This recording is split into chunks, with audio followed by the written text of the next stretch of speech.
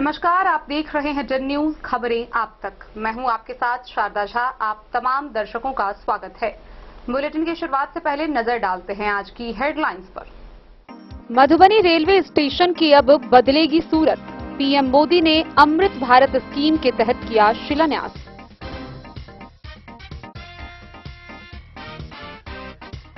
Doctor के अनुपस्थिति के कारण बाबूबरही सामुदायिक स्वास्थ्य केंद्र में मरीज की मौत। आक्रोशित परिजनों ने जमकर काटा बवाल।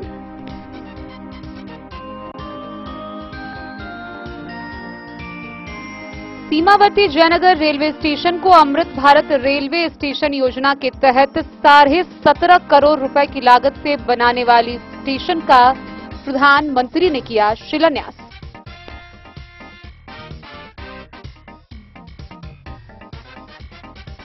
बासोपट्टी में बाल श्रमिकों के विमुक्ति के लिए धावा दल ने चलाया जांच अभियान। वेल्डिंग की दुकान से एक बाल श्रमिक को कराया विमुक्त।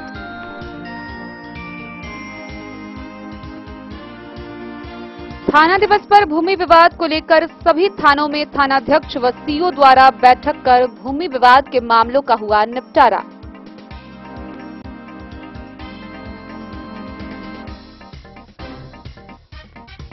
जयनगर के बेतौनहा में एसएसबी ने कार्रवाई कर घर में की छापेमारी। ब्राउन शुगर नशीली दवा बरामद।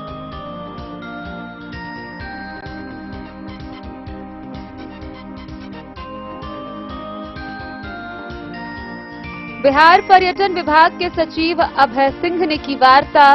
जल्द ही पर्यटक स्थल के रूप में जाना जाएगा मधुबनी जिला का राजनगर।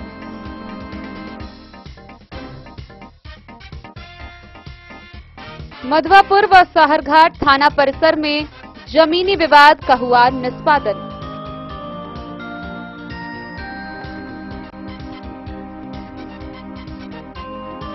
जयनगर थाना में कार्यरत चौकीदार व दफादार ने अपनी मांगों को लेकर काला पट्टी बांधकर जताया विरोध।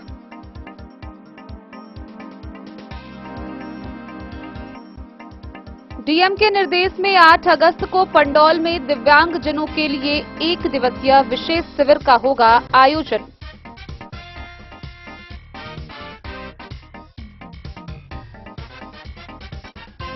जयपुर एक्सप्रेस में आरपीएफ जवान द्वारा की गई हत्या में बिस्पी के असगर के घर पहुंचे पूर्व केंद्रीय मंत्री डॉक्टर शकील अहमद।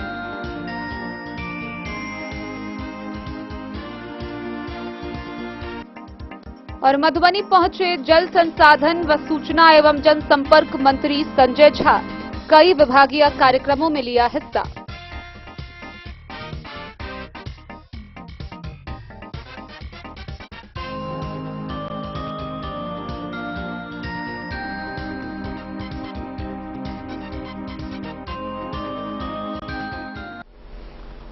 खबरें अब विस्तार से। केंद्र सरकार के अमृत भारत स्कीम के तहत देश के 508 रेलवे स्टेशनों की सूरत अब बदल जाएगी। वहीं इसमें बिहार के समस्तीपुर रेल मंडल के 18 रेलवे स्टेशन शामिल हैं, जिसमें मधुबनी जिला का मधुबनी रेलवे स्टेशन और जयनगर रेलवे स्टेशन भी शामिल है। वहीं इसको लेकर मधुबनी रेलवे स्टेशन पर कार्यक्रम का आयोजन किया गया, जहां वर्चुअली माध्यम से प्रधानमंत्री नरेंद्र मोदी ने इस योजना का शिलान्यास किया। केंद्र सरकार के अमृत भारत स्कीम के तहत देश के 508 रेलवे एवं बिहार के पूर्व मध्य रेलवे के समस्तीपुर मंडल के मधुबनी समेत 12 स्टेशनों की सूरत बदल जाएगी। इसके लिए मधुबनी स्टेशन परिसर में भव्य समारोह का आयोजन किया गया। इसमें पीएम नरेंद्र मोदी ने वर्चुअली इन रेलवे स्टेशन के आधुनिकीकरण कार्य का शिलान्यास किया। समारोह में सांसद अशोक यादव, विधायक हरिभूषण ठाकुर बचौल, विधान पार्षद घनश्याम ठाकुर, उद्योग मंत्री समीर महासेठ के प्रतिनिधि रत्नेश्वर यादव, स्वतंत्रता सेनानी रामकृष्ण यादव, कैलाश सिंह, पद्मश्री दुलारी देवी विभादास, गीता झा व जिलाध्यक्ष शंकर झा मौजूद रहे। कार्यक्रम में कई लोगों के साथ साथ जनप्रतिनिधियों को भी आमंत्रित किया गया। मौके पर सैकड़ों स्थानीय लोगों की मौजूद रही। विभिन्न विद्यालयों के बच्चों द्वारा सांस्कृतिक कार्यक्रम की प्रस्तुति दी गई। समारोह में कई स्थानीय कलाकारों के साथ साथ स्कूली बच्चों ने अपने कला का जौहर दिखाकर समा बांधा। कार्यक्रम में बेहतर प्रदर्शन करने वाले स्कूली बच्चों को पुरस्कृत भी किया गया। गौरतलब है कि अमृत भारत स्टेशन योजना एक ऐसी योजना है जो रेलवे स्टेशनों के पुनर्विकास की कल्पना करती है। इसका उद्देश्य चयनित रेलवे स्टेशनों के बुनियादी ढांचे में निरंतर सुधार करना है। इसका लक्ष्य देश में 1309 रेलवे स्टेशनों को अपग्रेड कर आधुनिक बनाना है।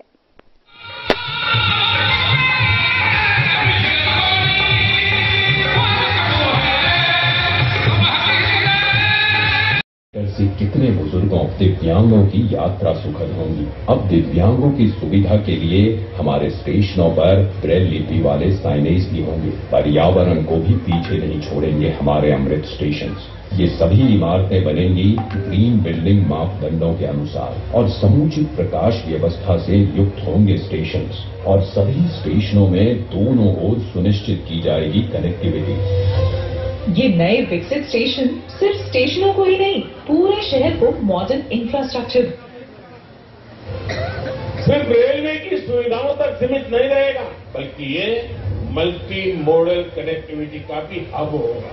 यानी बस हो, मेट्रो हो, टैक्सी हो, ऑटो हो, यातायात के हर साधन यहां एक ही छत के नीचे कनेक्टेड होंगे। यात्रियों की सुविधा और बेहतर मार्गदर्शन के लिए एक समान साइनेज। अमृत स्टेशन के जरिए ये सारी खुशियां और सुविधाएं छोटे शहरों के लोगों का भी अधिकार होंगी। प्रधानमंत्री जी के परिश्रम पर देश के विश्वास का प्रतीक अमृत भारत स्टेशन। आज का भारत जो ठानता है वो कर दिखाता है। उस आत्मविश्वास का प्रतीक अमृत भारत स्टेशन। भारत की महानता, समानता और आधुनिकता का प्रतीक अमृत भारत स्टेशन। जय हिंद। हम लोग स्कूल से आए हैं और हम लोग यहाँ पर सोल्जर यानी कि सिपाही की जिंदगी को दर्शाते माइंड के द्वारा। इससे क्या प्रेरणा मिलती है लोगों को? इससे लोगों को, जिन लोगों को पता नहीं है कि इस्लामिक कैसे कभी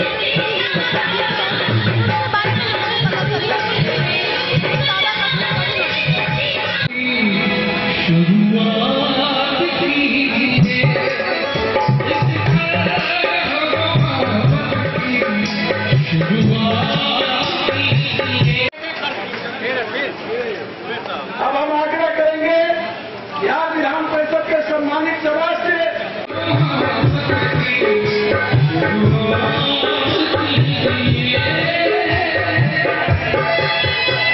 अपने लोकप्रिय सांसद मिथिला के लाल विकास पुरुष माननीय सांसद डॉक्टर अशोक कुमार यादव से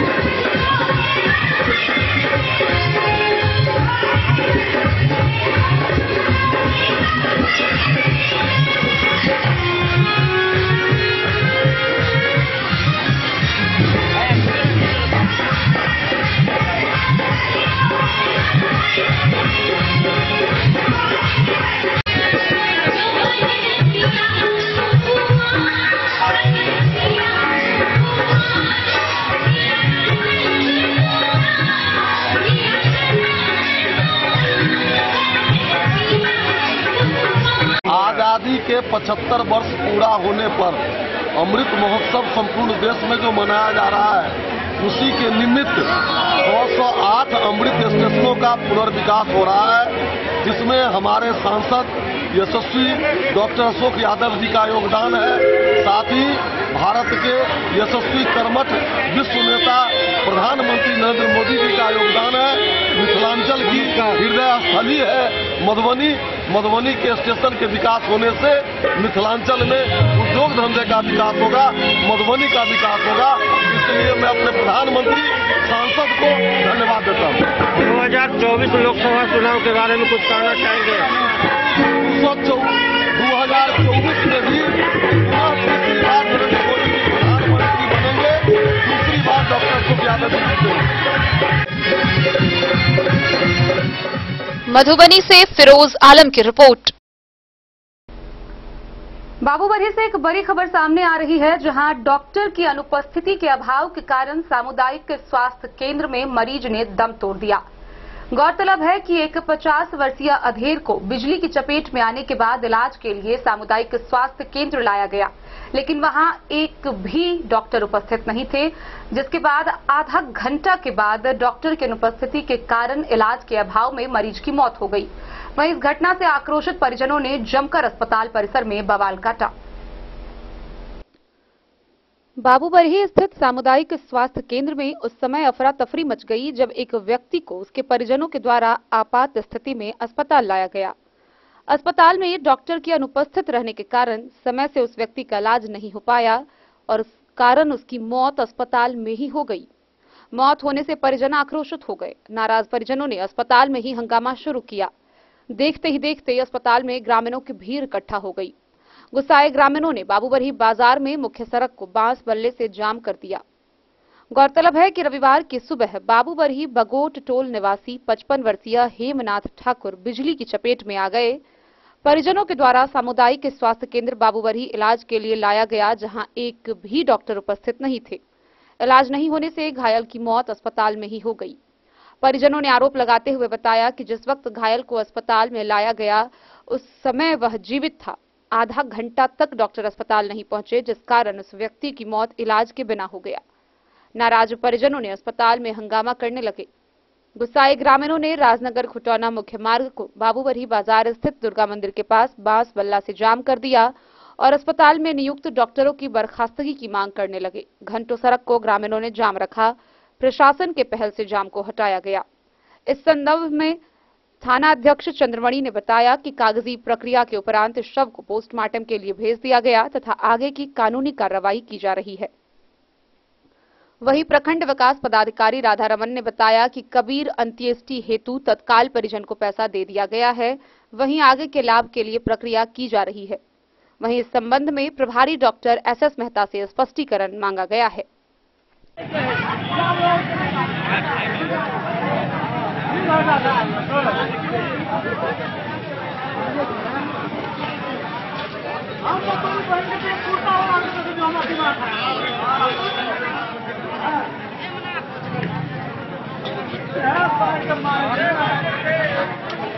बाबूबरही से ललित नारायण सिंह की रिपोर्ट। केंद्र सरकार के अमृत भारत स्कीम के तहत समस्तीपुर रेल मंडल के 12 रेलवे स्टेशनों में शुमार जयनगर रेलवे स्टेशन का प्रधानमंत्री नरेंद्र मोदी ने आधुनिकीकरण का वर्चुअली माध्यम से शिलान्यास किया। इस मौके पर कई बड़े मंत्री विधायक उपस्थित रहे, साथ ही स्कूली बच्चों का कार्यक्रम भी आयोजित किया गया। सीमावर्ती जयनगर रेलवे स्टेशन को अमृत भारत रेलवे स्टेशन योजना के तहत 17.5 करोड़ रुपए की लागत से बनने वाली स्टेशन भवन का शिलान्यास रविवार को स्टेशन परिसर में आयोजित सांस्कृतिक कार्यक्रम में प्रधानमंत्री नरेंद्र मोदी ने वीडियो कॉन्फ्रेंसिंग के माध्यम से शिलान्यास किया। आयोजित कार्यक्रम को संबोधित करते हुए विधायक अरुण शंकर प्रसाद ने कहा कि प्रधानमंत्री नरेंद्र मोदी के नेतृत्व में भारत विश्व शक्ति बन गया है। प्रधानमंत्री के द्वारा 508 रेलवे स्टेशनों को अमृत भारत रेलवे योजना का आधारशिला रखी जा रही है। अमृतकाल में हमारा क्या कर्तव्य है, हम खुद इसका निर्वहन करें। भारत विश्व की तीसरी सबसे बड़ी अर्थव्यवस्था बनने जा रही है। राजनगर विधायक रामप्रीत पासवान ने उपस्थित रेलवे अधिकारियों को अगले कार्यक्रम में जयनगर दरभंगा रेलखंड के विभिन्न रेलवे स्टेशनों के जीर्णोद्धार के लिए कोशिश करने की बात कही। एनडीए के नेतृत्व में भारत आगे बढ़ रहा है। मुख्य अभियंता आर.के. सिंह ने कहा कि आज प्रधानमंत्री देश भर के 508 रेलवे स्टेशनों को अमृत भारत योजना का आधारशिला रखी है। मंडल के 12 स्टेशन शामिल हैं। जयनगर रेलवे स्टेशन को अमृत भारत योजना के तहत 17.5 करोड़ रुपए आवंटित किए गए हैं, जिसके तहत पुनर्विकास कार्य कराया जाएगा, जिसमें जयनगर रेलवे स्टेशन का नया भवन के अलावा पैदल ऊपरगामी पुल, सर्कुलेटिंग एरिया का विस्तार, signages, PP shoulder, high marks light व डिजिटल घड़ी समेत अन्य विकास कार्य शामिल है। प्रधानमंत्री नरेंद्र मोदी ने वीडियो कॉन्फ्रेंसिंग के माध्यम से अपने संबोधन में कहा कि नई ऊर्जा, नई संकल्प, इसी आलोक में आज एक नए अध्याय की शुरुआत होने जा रही है। अमृत भारत योजना के तहत अमृत भारत रेलवे स्टेशनों का पुनर्विकास होने जा रहा है, जिसके लिए 25,000 करोड़ रुपए खर्च किए जाएंगे। उन्होंने रेल मंत्री अश्विनी वैष्णव की सराहना करते हुए कहा कि पूरी दुनिया की दृष्टि भारत पर है। भारत को लेकर दुनिया का नजरिया बदल रहा है। भारत के लोग 30 साल बाद पूर्ण बहुमत की सरकार बनाई है। बहुमत की सरकार जनता के आदर और चुनौतियों का समाधान करने का प्रयास किया। उन्होंने विपक्ष पर तंज कसते हुए कहा कि न काम करेंगे और न करने देंगे, पुराने राह पर चल रहे हैं। वहीं सांस्कृतिक कार्यक्रम में जयनगर के विभिन्न स्कूलों से 27 बच्चों के द्वारा सांस्कृतिक कार्यक्रम प्रस्तुत किया गया, जिसमें डीपीएस पब्लिक स्कूल, संत जेवियर्स इंग्लिश स्कूल के बच्चों के द्वारा नृत्य प्रस्तुत किया गया। कार्यक्रम में सफल छात्रों को रेल प्रशासन के द्वारा प्रशस्ति पत्र प्रदान किया गया। रेलवे स्टेशन परिसर में अमृत भारत महोत्सव कार्यक्रम को लेकर रेल प्रशासन के द्वारा सुरक्षा के पर्याप्त बंदोबस्त किए गए थे। आरपीएफ प्रभारी रमेश कुमार के नेतृत्व में एसएसबी व जयनगर थाना के अपर थानाध्यक्ष गोपाल कृष्ण व राजकीय रेल थानाध्यक्ष मनोज कुमार ने दल बल के साथ सुरक्षा व्यवस्था की देखभाल कर रहे थे। अग्निशमन विभाग व स्वास्थ्य विभाग कर्मी को भी तैनात किया गया था। खजौली विधायक अरुण शंकर प्रसाद, राजनगर विधायक पूर्व मंत्री रामप्रीत पासवान, मुख्य पार्षद कैलाश पासवान, एसएसबी 48वीं बटालियन जयनगर के कमांडेंट गोविंद सिंह भंडारी, स्वतंत्रता सेनानी ईश्वरी देवी, साहित्यकार डॉक्टर कमलाकांत झा, मुख्य अभियंता आरके सिंह, नोडल पदाधिकारी NL Yadav, CDO golden Kumar, station अधीक्षक आरके राय, टीआई राजेश मोहन मल्लिक, सीडब्ल्यूएस मनीष कुमार चौधरी, अखिलेश्वर सिंह, अनिल बैरौलिया, शिवशंकर ठाकुर, प्रीतम बैरौलिया, अरविंद तिवारी, उद्धव कुंवर समेत कई लोग मौजूद थे।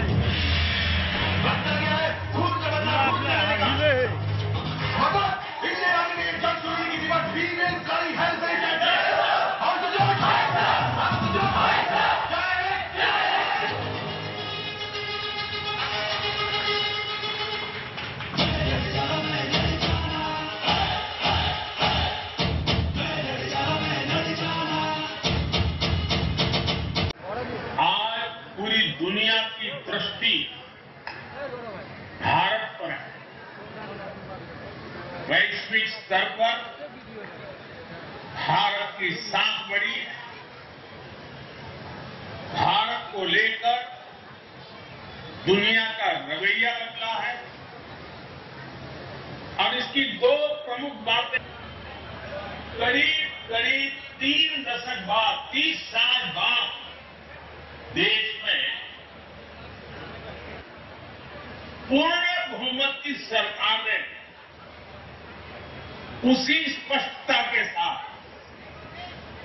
जनता जनार्दन की उनकी भावना का आदर करते हुए बड़े बड़े निर्णय लिए, चुनौतियों के स्थायी समाधान के लिए अविरत काम किया। आज भारतीय रेलवे भी इसका प्रतीक है कि इसमें हमारा जयनगर स्टेशन भी शामिल है। मैं उम्मीद करता हूं उपस्थित श्रोतागण से कि एक बार जोरदार तालियां बजाएं अपने जयनगर स्टेशन के लिए। धन्यवाद। इस पुनर्विकास योजना के अंतर्गत जयनगर स्टेशन के पुनर्विकास हेतु केंद्र सरकार द्वारा करीब 17.5 करोड़ रुपए की स्वीकृति प्रदान की गई है, जिसके तहत इस स्टेशन पे पैदल ऊपरगामी पुल यानी कि foot over bridge, circulating area का विकास, साइनेज यानी चिन्ह जो बनते हैं, लिफ्ट, हाई मास्ट लाइटिंग का पुनर्विकास तथा पीपी शेल्टर यात्रियों के लिए के कार्य संपन्न किए जाने हैं। कि अब आगे का कार्यक्रम जारी किया जाए और उसके लिए थैंक यू, धन्यवाद। विकास करें ये रेलखंड यहाँ अगर बढ़िया ढंग से सुसज्जित हो जाता है, जो भारत और नेपाल की सीमा पर अवस्थित है, जहाँ कमला नदी नेपाल से आकर यहाँ सीधे गिरती है और ये कई किलोमीटर संप्रसार के साथ गंगा में मिलती है। ऐसा जो मनोरम जगह जयनगर है, जो सीमांचल का क्षेत्र है, उसके विकास में ये स्टेशन 4 चांद लगाने वाला है। आगे आने वाला समय इस जयनगर का होगा और जयनगर का विकास के लिए हम सब लोग दृढ़ संकल्पित हैं। यहाँ बैठे हुए आप तमाम लोगों से ये गुजारिश करूंगा कि आप सबका आशीर्वाद इसी प्रकार बना रहे भारत के प्रधानमंत्री के साथ, और भारत दिन दुगुना रात चौगुना दुनिया के अंदर तरक्की करता रहे। यही आशा और विश्वास के साथ आप सबको आज के अवसर पर आभार प्रकट करते हुए कि आपने बड़ी संख्या में आज भारत के प्रधानमंत्री जी के इस आधारशिला के कार्यक्रम को देखने के लिए उपस्थित हैं। आपका बहुत बहुत धन्यवाद। हीरो हैं, उनको जयनगर की तमाम लोगों की तरफ से और अपनी तरफ से मैं धन्यवाद देता हूं, अभिनंदन करता हूं, वंदन करता हूं। माननीय प्रधानमंत्री ने जो अमृत महोत्सव के रूप में 508 स्टेशन का जो आज शिलान्यास करेंगे, उसमें जयनगर, मधुबनी और सकरी भी है। हम समझते हैं जो जहां रेलवे से अधिक आमदनी होती है, उसी जगह को हमारे रेल के पदाधिकारी ने चिन्हित भी किया है और होना भी चाहिए।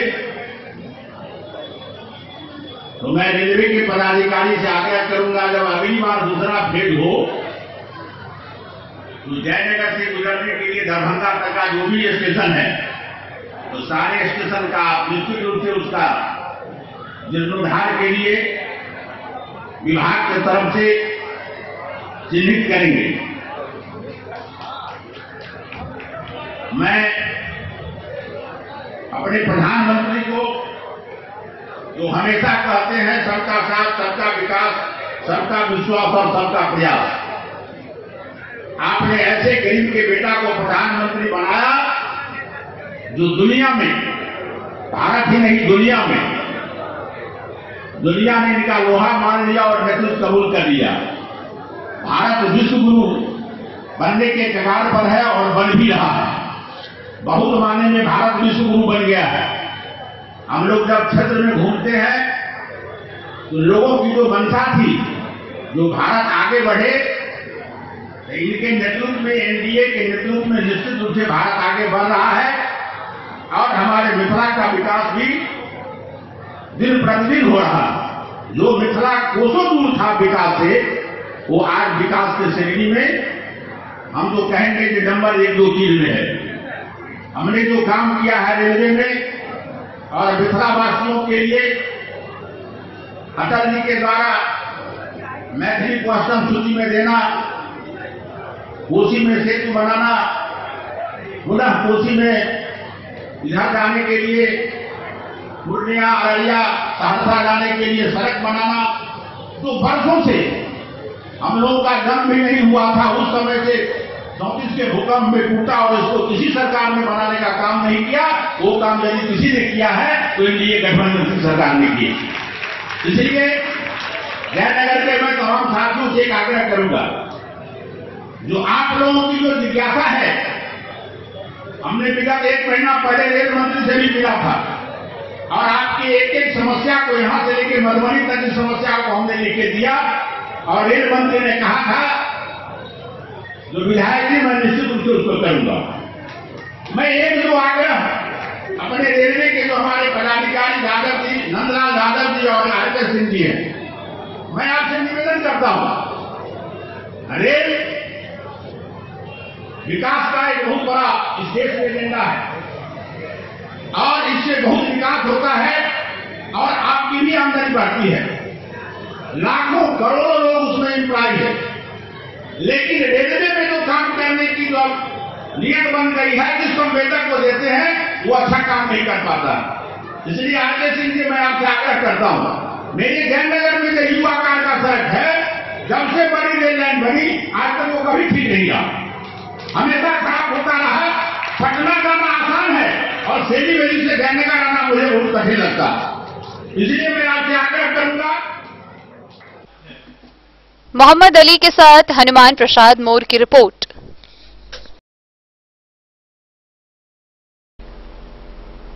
जिला पदाधिकारी के निर्देशानुसार बासोपट्टी प्रखंड के विभिन्न क्षेत्रों में बाल श्रमिकों के विमुक्ति के लिए धावा दल के द्वारा जांच अभियान चलाया गया। वहीं इस दौरान बासोपट्टी प्रखंड के एक वेल्डिंग की दुकान से एक बाल श्रमिक को विमुक्त कराया गया। बासोपट्टी प्रखंड में बाल श्रमिकों के विमुक्ति के लिए जिला पदाधिकारी के निर्देशानुसार धावा दल ने विभिन्न दुकानों व प्रतिष्ठानों में सघन जांच अभियान चलाया। इस क्रम में बासोपट्टी के सुनील वेल्डिंग दुकान से एक बाल श्रमिक को विमुक्त कराया गया। विमुक्त बाल श्रमिक को बाल कल्याण समिति के समक्ष उपस्थापित कर निर्देशानुसार उसे बाल गृह में रखा गया है। बाल एवं किशोर श्रम अधिनियम 1986 के तहत नियोजक के विरुद्ध संबंधित थाने में प्राथमिकी दर्ज करने की कार्रवाई की जा रही है। श्रम अधीक्षक ने बताया कि बाल श्रमिकों से किसी भी दुकान या प्रतिष्ठान में कार्य कराना बाल एवं किशोर श्रम प्रतिषेध व विनियमन अधिनियम 1986 के अंतर्गत गैर कानूनी है तथा बाल श्रमिकों से कार्य कराने वाले व्यक्तियों को 20,000 से 50,000 रुपए तक का जुर्माना और 2 वर्षों तक के कारावास का प्रावधान है। इसके अतिरिक्त सर्वोच्च न्यायालय के द्वारा MC मेहता बनाम तमिलनाडु सरकार 1996 में दिए गए आदेश के आलोक में नियोजकों से 20,000 रुपए प्रति बाल श्रमिक की दर से अलग से राशि की वसूली की जाएगी, जो जिलाधिकारी के पदनाम से संधारित जिला बाल श्रमिक पुनर्वास सह कल्याण कोष में जमा किया जाएगा। इस राशि को जमा नहीं कराने वाले नियोजक के विरुद्ध एक सर्टिफिकेट केस या नीलाम पत्र वाद अलग से दायर किया जाएगा। आज की इस धावा दल टीम के सदस्य के रूप में जयनगर के श्रम प्रवर्तन पदाधिकारी प्रेम कुमार साह, खजौली से हितेश कुमार, अंधराठारी से अमित कुमार, सर्व प्रयास संस्था के प्रतिनिधि हरि प्रसाद, आश्रय संस्था के निवेश कुमार व बासोपट्टी थाना की पुलिस टीम शामिल थी। धावा दल की टीम के द्वारा बासोपट्टी प्रखंड में सभी दुकान व प्रतिष्ठान में सघन जांच की गई तथा सभी नियोजकों से किसी भी बाल श्रमिक को नियोजित नहीं करने के लिए एक शपथ पत्र भरवाया गया। श्रम अधीक्षक के द्वारा बताया गया कि धावा दल नियमित रूप से प्रत्येक सप्ताह संचालित होगा तथा मधुबनी शहर के अलावा सभी अनुमंडल मुख्यालय व प्रखंड मुख्यालयों में भी धावा दल संचालित किया जाएगा और बाल श्रमिकों को नियोजित करने वाले नियोजकों के विरुद्ध कठोर कानूनी कार्रवाई की जाएगी। Bureau report, Madhubani.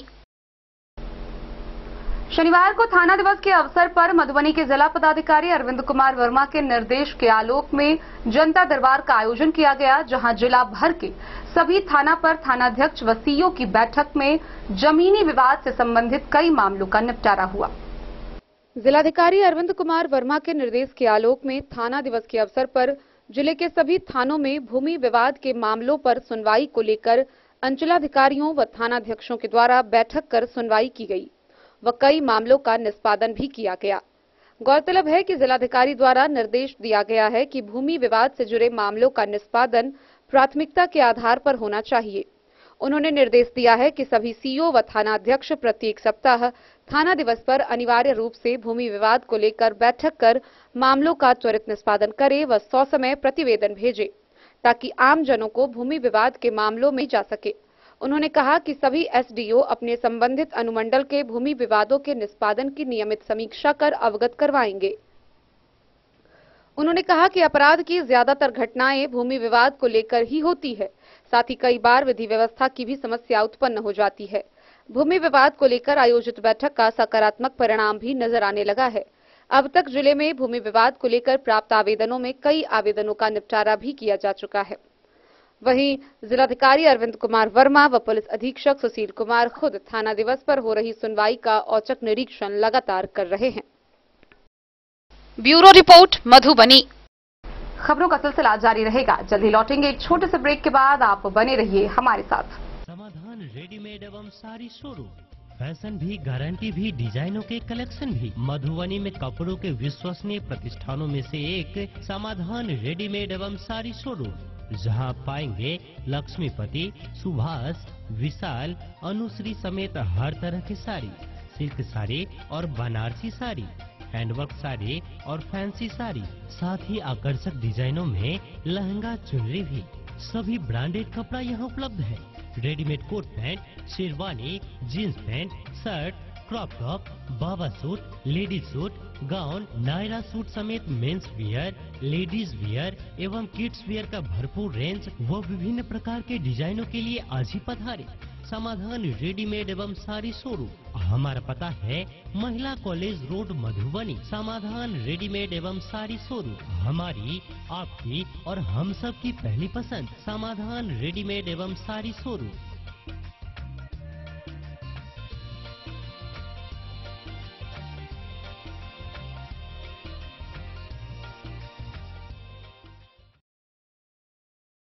ट्विंडर्म क्रीम दाद, खाज, खुजली, एलर्जी, एक्जिमा, स्किन एलर्जी समेत विभिन्न त्वचा संबंधित रोगों में लाभदायक। Twinderm cream marketed by Aronix health care. तो किसी भी प्रकार के त्वचा रोग से है परेशान तो ट्विंडर्म क्रीम है सबका समाधान। जिले के सभी दवा दुकान में उपलब्ध ट्विंडर्म क्रीम। ट्विंडर्म क्रीम, ट्विंडर्म क्रीम दाद, खाज, खुजली, एलर्जी, एक्जिमा, स्किन एलर्जी समेत विभिन्न त्वचा संबंधित रोगों में लाभदायक। Twinderm cream marketed by Aronix health care. तो किसी भी प्रकार के त्वचा रोग से हैं परेशान तो ट्विंडर्म क्रीम है सबका समाधान। मधुबनी जिला के हर दवा दुकान में उपलब्ध Twinderm cream. Jewellery house Swarnashree.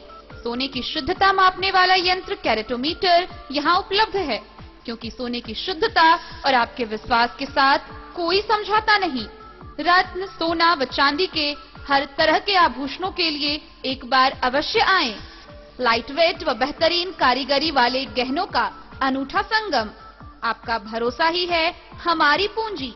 बिना किसी मिलावट व पूरी शुद्धता के साथ हॉलमार्क गहने आपको देना हमारा परम कर्तव्य। तो देर किस बात की, अपने मनपसंद गहनों की खरीदारी के लिए आज ही आए। पता याद रखें, ज्वेलरी हाउस स्वर्णश्री, बड़ा बाजार, मधुबनी। बेहतरीन साड़ियों एवं रेडीमेड कपड़ों का अनूठा संगम बॉम्बे फैशन। शादी हो या कोई त्योहार, हर तरह के खास आयोजन में आपको पसंद आएंगी यहाँ की डिजाइनर, कामदार एवं बेहतरीन साड़ियाँ। यानी अगर आप चाहते हैं सभी प्रकार की कामदार, फैंसी, बनारसी, प्योर सिल्क, सूती साड़ियाँ, सलवार सूट और लहंगा चुन्नी, तो सोचने की जरूरत नहीं, आए बॉम्बे फैशन। हम रखते हैं आपकी पसंद का ख्याल। शर्टिंग, सूटिंग एवं ब्रांडेड रेडीमेड कपड़े भी मिलेंगे आपको उचित मूल्य पर। यही नहीं, बच्चों के कपड़े बाजार से कम कीमत पर यानी होलसेल रेट पर प्राप्त करें। पता याद रखें, बॉम्बे फैशन, महिला कॉलेज रोड। भारत नेपाल अंतर्राष्ट्रीय सीमा पर तैनात 48वीं बटालियन एसएसबी के जवानों ने जयनगर प्रखंड के बेतौनहा गांव के एक घर में छापेमारी की, जहां छापेमारी कर भारी मात्रा में ब्राउन शुगर व कई प्रतिबंधित नशीली दवाएं बरामद की गई। इस मामले में एक आरोपी को भी गिरफ्तार किया गया है। एसएसबी ने यह कार्रवाई गुप्त सूचना के आधार पर की। भारत नेपाल अंतर्राष्ट्रीय सीमावर्ती पर तैनात एसएसबी 48वीं बटालियन बेतौनहा बीओपी के जवानों ने गुप्त सूचना के आधार पर सीमावर्ती बेतौनहा गांव के एक घर में छापेमारी कर ब्राउन शुगर व नशीली दवा के साथ एक व्यक्ति को गिरफ्तार किया। डिप्टी कमांडेंट विवेक ओझा ने बताया कि गुप्त सूचना मिली कि सीमावर्ती गांव बेतौनहा निवासी पप्पू कुमार के आवास में ब्राउन शुगर व नशीली दवा उपलब्ध है। डिप्टी कमांडेंट ने कमला बीओपी इंस्पेक्टर लोकेंद्र कुमार के नेतृत्व में जवानों के साथ लोकेशन वाले आवास पर छापेमारी करते हुए मादक पदार्थ के साथ नशीली दवाओं को जब्त किया। जब्त सामानों में 63 ग्राम ब्राउन शुगर, 18 ग्राम हसीस, 1205 बोतल प्रतिबंधित कफ सिरप, 2795 नार्कोटिक्स टैबलेट, एक वेट मशीन, एक सेलिंग मशीन और 5145 भारतीय नोट शामिल हैं। डिप्टी कमांडेंट ने बताया कि इस मामले में बेतौनहा गांव निवासी पप्पू कुमार को गिरफ्तार किया गया। कमांडेंट गोविंद सिंह भंडारी ने बताया कि भारत नेपाल अंतर्राष्ट्रीय सीमावर्ती क्षेत्रों में तस्करी के रोकथाम के लिए एसएसबी जवान लगातार अभियान चला रही है। सीमा पर होने वाली अवैध गतिविधियों के रोकथाम के लिए एसएसबी सजग है। जब्त सामान व गिरफ्तार आरोपी को जयनगर थाना पुलिस के हवाले किया गया।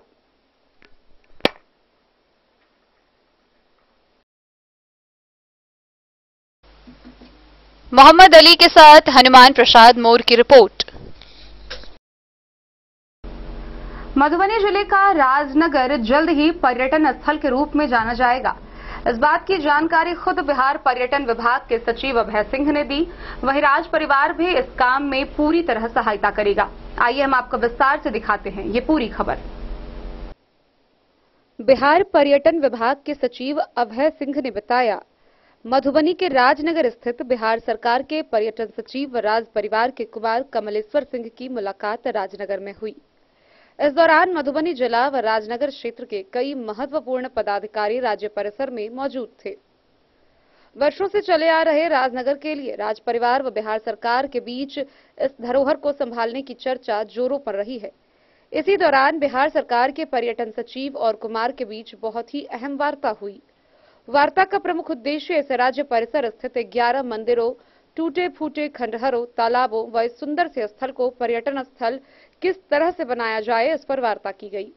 जहां राज परिवार के कुमार ने बिहार सरकार को हर संभव सहायता करने की अपनी मंशा जताई तथा उन्होंने ऐसी अपेक्षा भी की कि इस जगह को पर्यटन स्थल बनाने में सभी की मंशा है, परंतु राज्य सरकार द्वारा किसी प्रकार का महत्वपूर्ण ब्लूप्रिंट यहां तैयार नहीं किया गया है। सचिव ने पूरे परिसर का दौरा अपने पदाधिकारियों के साथ किया और हर स्थल पर जाकर महत्वपूर्ण नोट्स तैयार कर उन्होंने अपने पदाधिकारियों को छोटी छोटी चीजों को सही रूप में ब्लूप्रिंट तैयार करने का आदेश दिया तथा उन्होंने राज परिवार से यह आशा जताई कि यह धरोहर स्थल वस्तुतः कागज पर और मूल रूप से उनकी ही रहेगी, परंतु अगर इसका विकास वह राज्य सरकार को देते हैं तो यह क्षेत्र के लिए नहीं बल्कि बिहार के लिए गौरवपूर्ण होगा। राज परिवार के मुख्य सचिवालय और महल को देखकर यह अफसोस जताया कि काश कुछ वर्ष पूर्व पहले अगर इन सब चीजों को बचा लिया गया होता तो यह चीजें आज पूरे भारतवर्ष में नामी गिरामी होती। कुमार कपिलेश्वर सिंह ने कहा कि वह हर संभव प्रयास के लिए तैयार है। वस्तुतः काम जमीनी स्तर पर हो और यहाँ के लोग इस स्थल से लाभान्वित हों तथा पूरे क्षेत्र में इस जगह का नाम हो, यही उनका उद्देश्य है। डैम को उन्होंने ब्रांडिंग करके वहाँ खाने पीने का बना दिया, तो बेच दिया। राजस्थान में वही करते, हम लोग को बेचना नहीं। जी, आज हम लोग राजनगर आए हुए हैं और रॉयल फैमिली के रिप्रेजेंटेटिव भी हमारे साथ थे जी। मुझे अच्छा लगा। और ये जो जितने मंदिर हैं और ये सब जो जितने भी स्ट्रक्चर्स हैं, बहुत ही ब्यूटीफुल स्ट्रक्चर्स हैं, बहुत ही हाई क्वालिटी की कार्विंग्स हैं। मुझे लगता है कि ये एक बहुत ही इम्पोर्टेंट कल्चरल और हेरिटेज सेंटर है। एक ऐसी साइट है जो कि हमारे बिहार के कल्चर को, हेरिटेज को डिपिक्ट करती है और ये हर खासों आम तक इसको पहुंचना चाहिए, मुझे लगता है। तो बिहार टूरिज्म की तरफ से इसमें कोशिश रहेगी कि हम लोग इसको कुछ टूरिस्ट फुटफॉल को इस तरफ अट्रैक्ट करें और देखते हैं कालांतर में इसको हम लोग कैसे डेवलप करें। कब तक सर हम लोग उम्मीद रख सकते हैं? आपने तो आज विजिट किया है। जी जी, नहीं वो पॉइंट आपका एकदम वेल टेकन है। कुछ इसमें एस्पेक्ट्स हैं जैसे कि एस्पेक्ट्स हैं कि ये प्रॉपर्टी जो है प्राइवेटली ओन्ड प्रॉपर्टी है या लैंड का भी हमको नहीं इतना क्लियरिटी है। तो ये सब चीजें क्लियर होंगी तो मुझे लगता है और चीजें इसमें परिवार के लोग तो थे साथ में सर, तो क्या बात? जी हाँ, उनकी तरफ से भी बहुत पॉजिटिव अप्रोच है। वो भी चाहते हैं कि ये जगह जो है डेवलप हो और मुझे लगता है कि एक सिनर्जी डेवलप हो सकती है। बहुत धन्यवाद, थैंक यू। इससे पूर्व में भी आप आए थे यहाँ? नहीं, मैं पहली बार हम लोग आए हैं। अच्छा, अभय हूँ, पर्यटन सचिव। आइए ना प्लीज आप।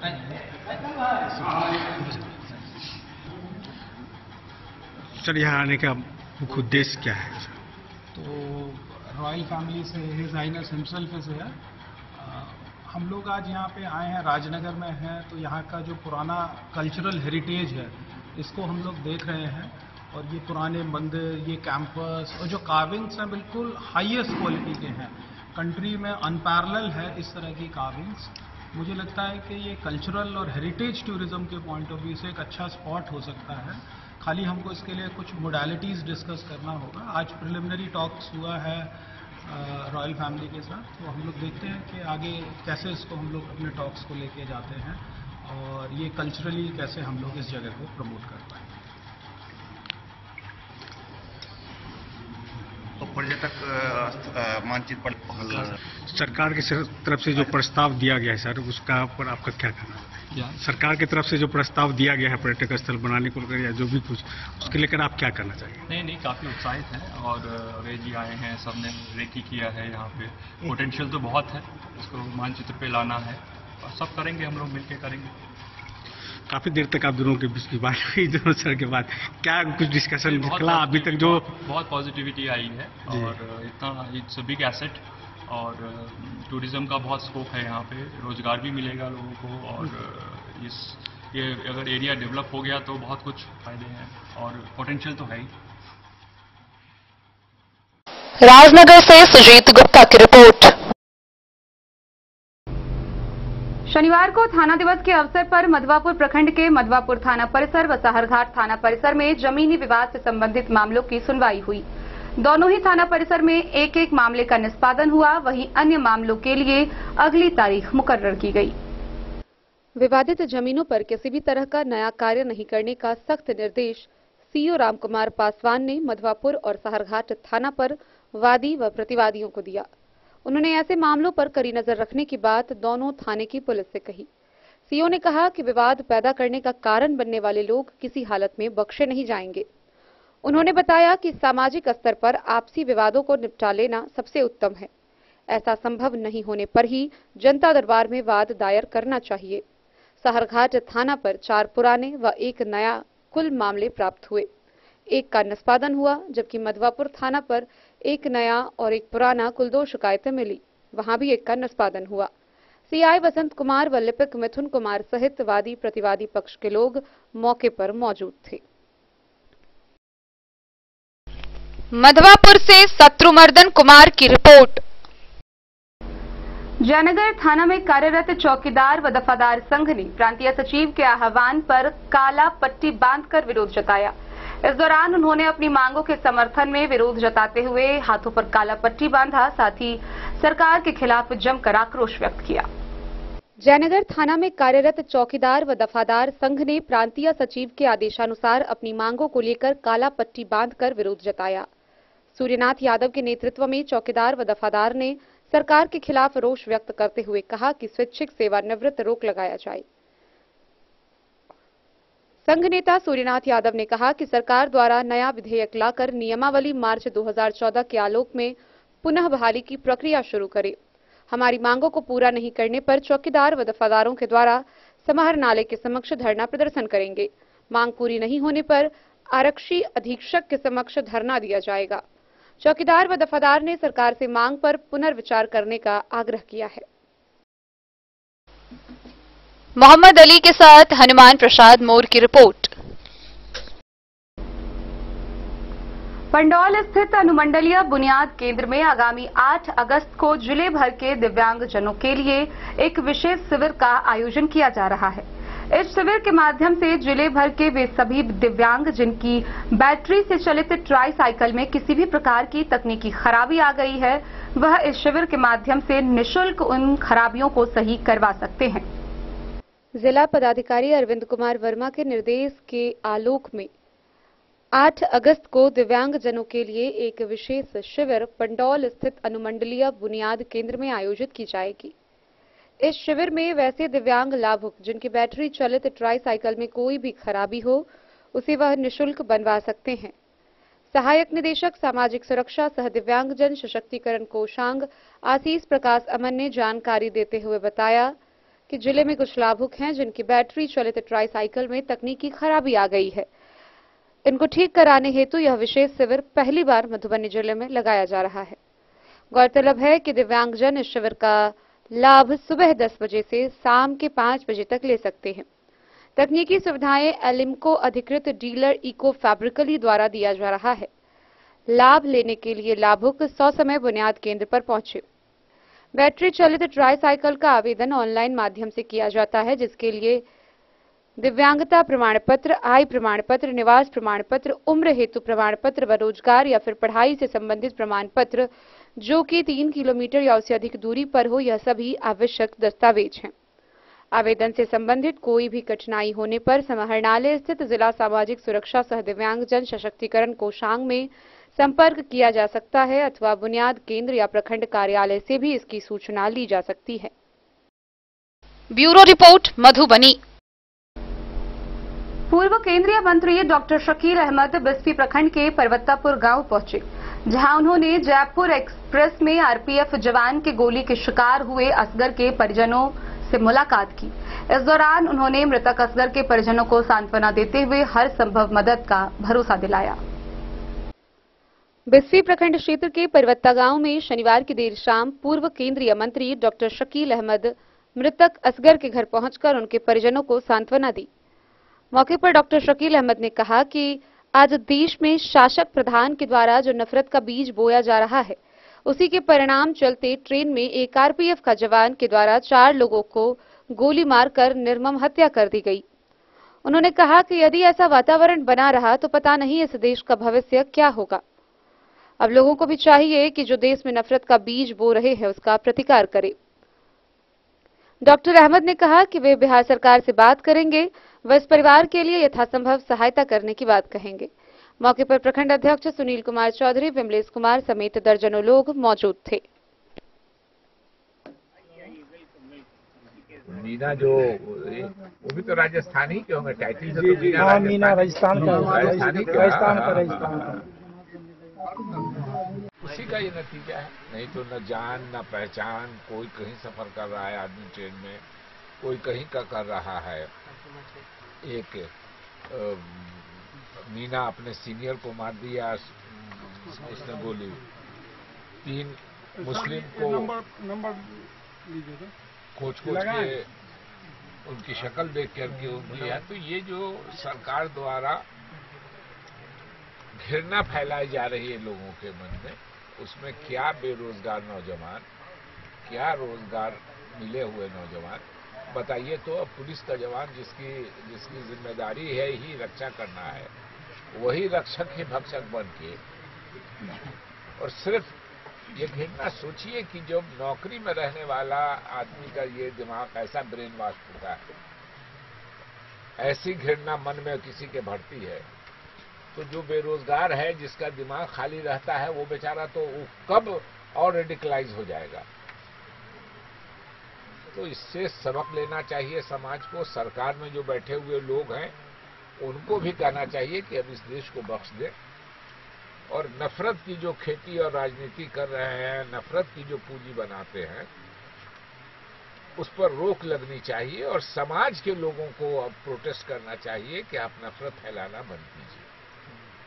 और जो मदद हो सकती है परिवार को, हम लोग बिहार सरकार को भी आग्रह करेंगे।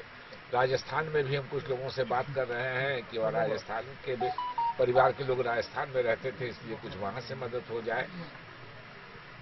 और फिर इनकी वालदा हैं यहाँ, मगर वाइफ और बच्चे वहाँ हैं, वहाँ हम लोग पता करते हैं कि क्या क्या और मिल सकता है सरकार से। तो कोशिश करेंगे कि यकीनी तौर पे जहाँ से ज्यादा से ज्यादा मदद हो सकती है वो। बिस्फी से सत्यनारायण यादव की रिपोर्ट। खबरों का सिलसिला जारी रहेगा। जल्द ही लौटेंगे एक छोटे से ब्रेक के बाद। आप बने रहिए हमारे साथ।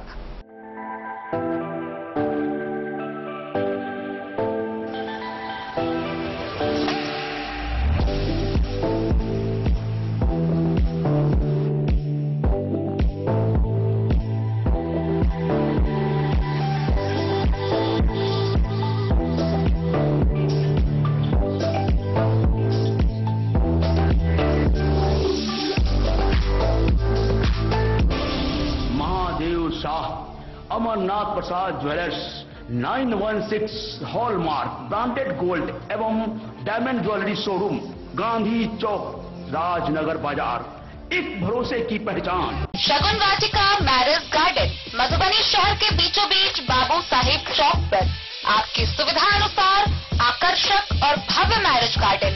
शगुन वाटिका विवाह भवन, रिंग सेरेमनी हो या हो शादी, छोटा बड़ा पारिवारिक समारोह हो या हो कोई उत्सव या पार्टी, शगुन वाटिका मैरिज गार्डन दे रहा है आपको सबसे बेहतरीन सेवा।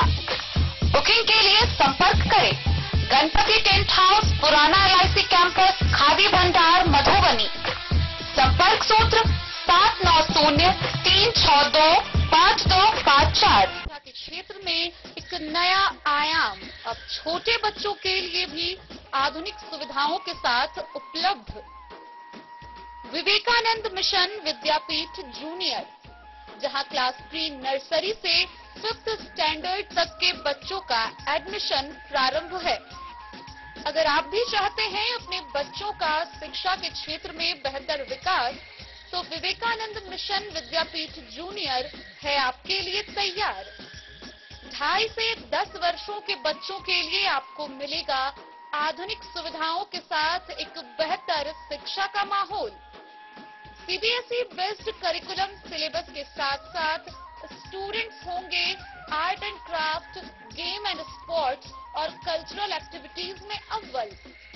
इंग्लिश मीडियम के माहौल के बीच स्टूडेंट्स बनेंगे स्मार्ट, जहां किताबी ज्ञान के साथ साथ हर क्षेत्र में स्टूडेंट्स होंगे अवेयर। हॉबीज और इंटरेस्ट को मिलेगी प्राथमिकता।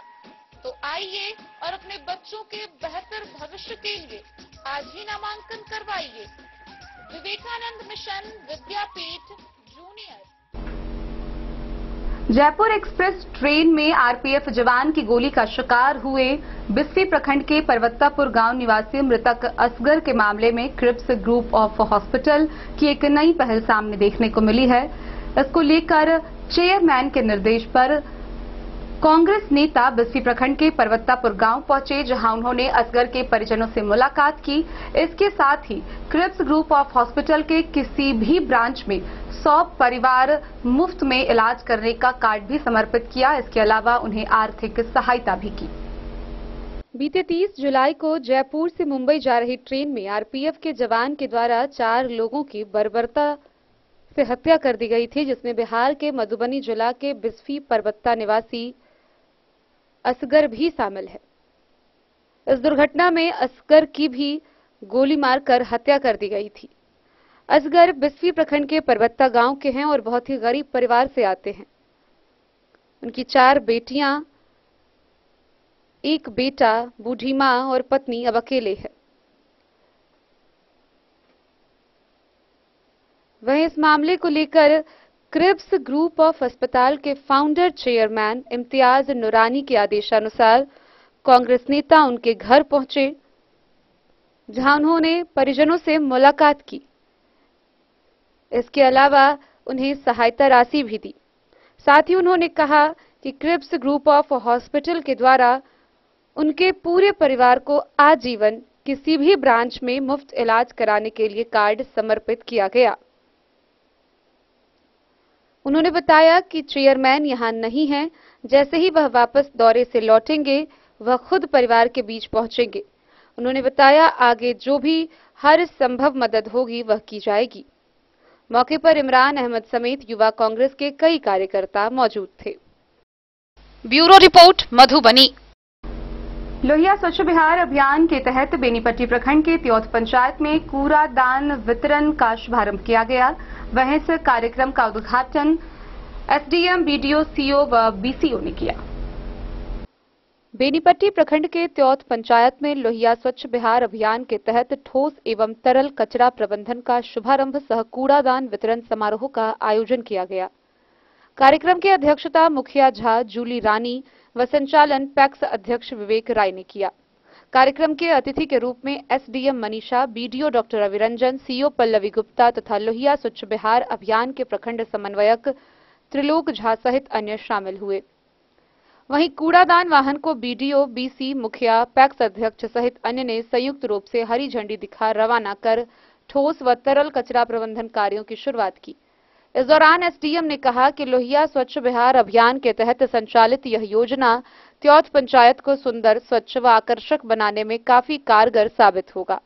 इसलिए सभी लोग योजना को सफल बनाने में प्रशासन और स्वच्छता कर्मियों को अपेक्षित सहयोग प्रदान करें। जबकि बीडीओ ने कहा कि स्वच्छता कर्मी अभियान के आधार होते हैं, जिनको पंचायत को स्वच्छ बनाए रखने में महत्वपूर्ण भूमिका निभाती होती है।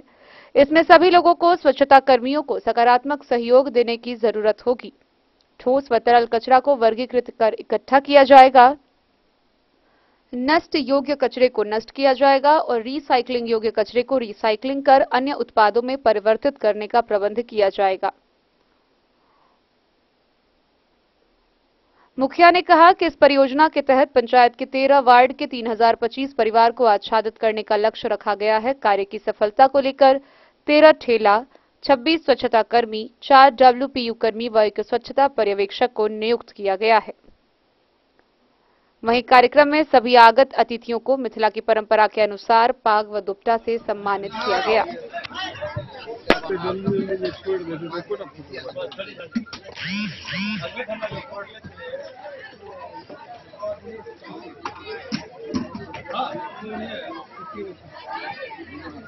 पकड़ने रही हो, छोड़ मैंने तुरंत।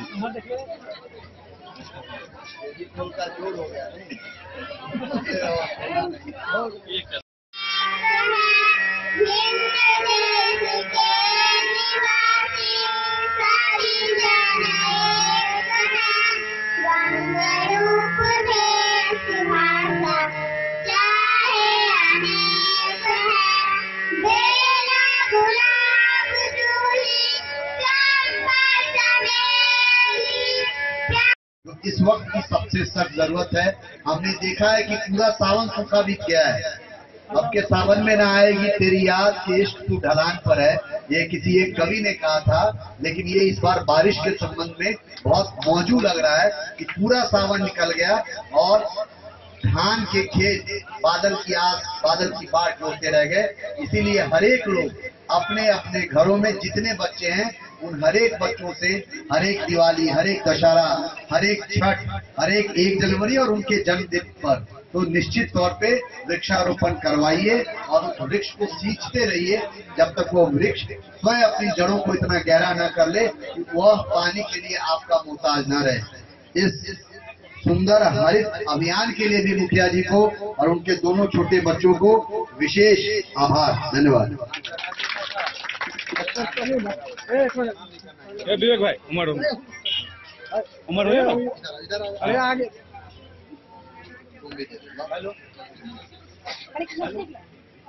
के बाद स्वच्छता के एक नए कदम की ओर बढ़ते हुए हम लोगों ने ग्राम पंचायत त्योत को इस वित्तीय वर्ष ठोस, तरल एवं अपशिष्ट प्रबंधन के लिए चुना है और इसके तहत अब आपके पूरे पंचायत को स्वच्छ पंचायत बनाने की मुहिम की विधिवत शुरुआत आज के इस कार्यक्रम से हो रही है। यद्यपि शुरुआत एक प्रशासनिक पहल है, लेकिन इसको अंजाम तक बगैर आप लोगों के सहयोग के नहीं पहुंचाया जा सकता है। ग्राम पंचायत त्योत में आज से प्रत्येक वार्ड में चिन्हित परिवारों के बीच ठोस एवं तरल कचरा के रखरखाव, उठाव एवं निष्पादन के लिए प्रत्येक परिवार को 2 डस्टबिन दिया जा रहा है। एक हरे रंग का डस्टबिन है जिसमें आप गीला कचरा रखेंगे और एक ब्लू रंग का डस्टबिन है जिसमें आप ठोस कचरा रखेंगे। प्रत्येक दिन आप लोगों के यहाँ आपके वार्ड में चलने वाली कचरा उठाव की गाड़ी आएगी और उस गाड़ी में स्वच्छता के राजदूत के तौर पर हमारे स्वच्छाग्रही आपके घरों में आएंगे। अनुरोध है कि आप अपने इन स्वच्छता दूतों का बाकायदा सम्मान करते हुए अपने घरों में निकलने वाले कचरा को यत्र तत्र या पड़ोस, सड़क आदि में फेंकने की बजाय इन्हीं 2 डस्टबिन में रखें और अपने इन स्वच्छाग्रहियों को दे दें। हर एक वार्ड में एक स्वच्छाग्रही रिक्शा लेके आपके पास आएंगे और फिर इन स्वच्छाग्रहियों के द्वारा एकत्रित किए गए कचरे को पूरे पंचायत के स्तर पर एकत्रित करके हम लोग पंचायत में जो WPU की एनओसी प्राप्त हुई है, अभी मुखिया जी मुझे आश्वस्त कर रहे थे कि अविलंब उस पर कार्य प्रारंभ हो जाएगा। हम लोग WPU में इस कचरा को जाकर रखेंगे और फिर इसमें से जो कचरा। बेनीपट्टी से विनोद कुमार की रिपोर्ट। बीते शुक्रवार को खजौली प्रखंड के नरार पूर्वी पंचायत के वार्ड नंबर 13 में 2 बच्चों की बिजली हाई टेंशन तार की चपेट में आने से झुलसकर मौत हो गई थी।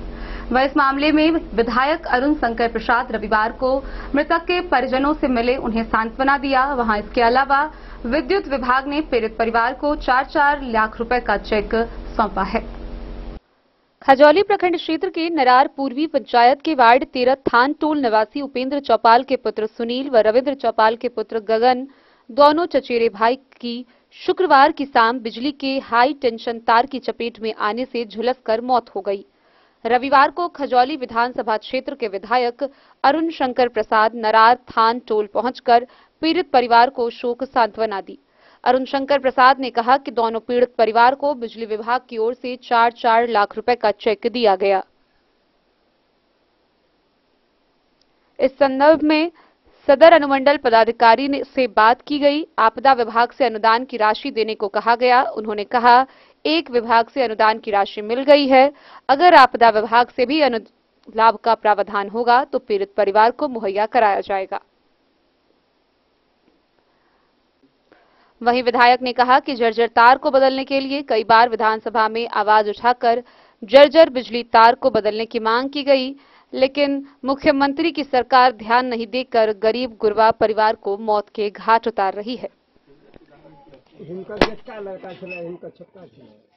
इंजीनियर का फोन उठाने हैं तो सिविल एसडीओ को कहा है कि इसको शीघ्र जो नंगे तार हैं, इस घनी आबादी होकर गुजर रहा है, उस नंगे तार को शीघ्र बदलवा दें। आज 21वीं सदी का भारत है और इसमें नंगा तार की वजह से दुर्घटना हो, ये हम सब के लिए दुर्भाग्य का विषय है। और खास करके जो बिहार सरकार सुशासन और बड़े बड़े दावे कर रहे हैं, उनके लिए ये बहुत ही दुखद है। मैं माननीय बिजली मंत्री जी से भी आपके माध्यम से अनुरोध करूंगा कि इसमें तेजी लाएं और जहां कहीं भी इस प्रकार के नंगे तार हैं उसको शीघ्र बदलवाएं और उसकी जगह केबल युक्त तार जो है वो कवर युक्त तार उसको लगवाया जाए, ताकि इस प्रकार के किसी की मौत असामयिक ढंग से न हो, दुर्घटनाग्रस्त न हो। आपदा विभाग से 4 लाख की चेक मिल गई। आपदा विभाग से बात हुआ है, ये बिजली विभाग ने 4-4 लाख का चेक कल इन लोगों को प्रदान किया है, जैसे कि मुझे सूचना है। और अभी हमने सिविल एसडीओ मधुबनी से बात किया है कि क्या इसका दूसरा लाभ आपदा विभाग दे सकती है, तो उनका था कि नहीं, कोई एक ही विभाग इसको कवर करेगा। अगर आपदा देती तो बिजली नहीं, बिजली देगी तो आपदा नहीं। मैं इसको दिखवा लेता हूं कि और भी क्या हो सकता है इसमें, उसके कारण। खजौली से सुधांशु ठाकुर की रिपोर्ट। मधुबनी के अराजपत्रित कर्मचारी महासंघ भवन में राज्य ग्रामीण आवास कर्मी संघ जिला इकाई के अधिवेशन का आयोजन किया गया। यह सफलतापूर्वक संपन्न हुआ। वहीं भविष्य की रूपरेखा पर भी विस्तार से चर्चा की गई। और राजपत्रित कर्मचारी महासंघ भवन मधुबनी के प्रांगण में राज्य ग्रामीण आवास कर्मी संघ जिला इकाई मधुबनी का वार्षिक अधिवेशन का आयोजन किया गया, जिसमें संघ का पुनर्गठन के साथ साथ संगठन के भविष्य की रूपरेखा भी तैयार की गई।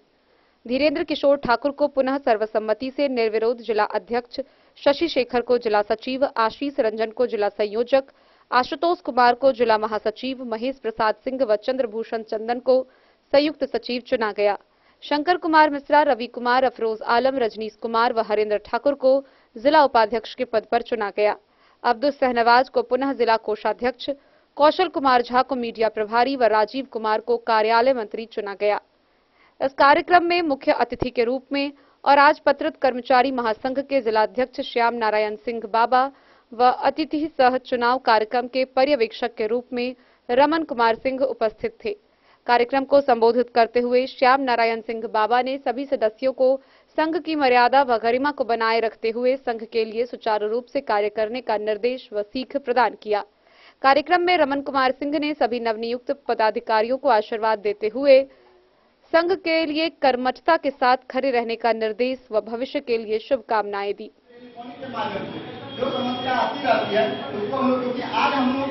आज दिनांक 6 अगस्त 2023 दिन रविवार को अराजपत्रित कर्मचारी महासंघ भवन मधुबनी में आज के बैठक हमारे गार्जियन श्री श्याम बाबा और हमारे गार्जियन रमन सर, जो कि आज के इस चुनाव के पर्यवेक्षक भी हैं, इनके सानिध्य में संघ का पुनर्गठन का कार्यक्रम संपन्न हुआ, जिसमें सर्वसम्मति से पुनः निर्विरोध रूप से एक बार फिर से श्री धीरेन्द्र किशोर ठाकुर को जिलाध्यक्ष चुना गया है। जिला सचिव पे मैं स्वयं श्री शशि शेखर फिर से निर्विरोध मुझे चुना गया है, इसके लिए धन्यवाद इन लोगों को। महासचिव के रूप में श्री आशुतोष कुमार का चुनाव किया गया है संयुक्त सचिव के रूप में श्री महेश प्रसाद सिंह जो कि पहले से बने हुए हैं, और श्री चंद्रभूषण चंदन पर्यवेक्षक बेनीपट्टी, इनका चुनाव हुआ है। और जिला संयोजक के पद पर पहले से ही हमारे गार्जियन श्री आशीष रंजन सर जो कि लखनऊ से हैं, वो प्रतिनियुक्त हैं, विराजमान हैं। कोषाध्यक्ष के रूप में पहले से ही हमारे मोहम्मद अब्दुल शाहनवाज जी जो कि पंडौल से आते हैं, वो कोषाध्यक्ष के रूप में हैं, उनको बरकरार रखा गया है। मीडिया प्रभारी के रूप में कौशल भाई श्री कौशल कुमार झा पहले से भी हम लोग का सहयोग कर रहे थे, और आज उनको इस पद पे उनकी जिम्मेवारी उनको दी गई है।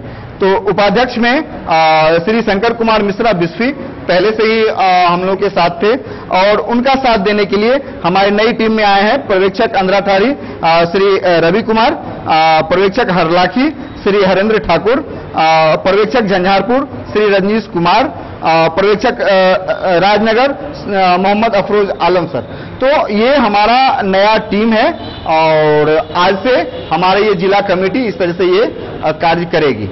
ये मुख्य बिंदु था आज के इस बैठक का।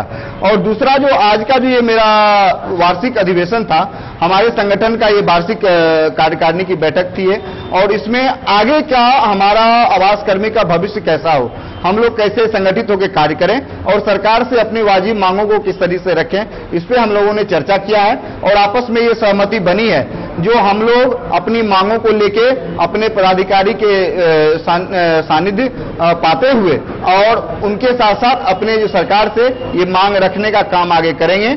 और जितनी भी जन कल्याणकारी योजनाएं हैं जो कि सरकार के द्वारा हम लोगों के ऊपर में दायित्व दिया गया है, उसको करते हुए अपने सुखद भविष्य के लिए, अपने परिवार के, अपने बाल बच्चों के सुखद भविष्य के लिए भी हम लोग निरंतर प्रयास करते रहेंगे। कहना इतना ही चाहता हूं, कल भी सफर में था, आज भी सफर में है, कुछ उम्मीदें जरूर टूटी है, लेकिन विश्वास अभी भी कायम है। हम लोग इसी विश्वास के साथ चलते रहेंगे।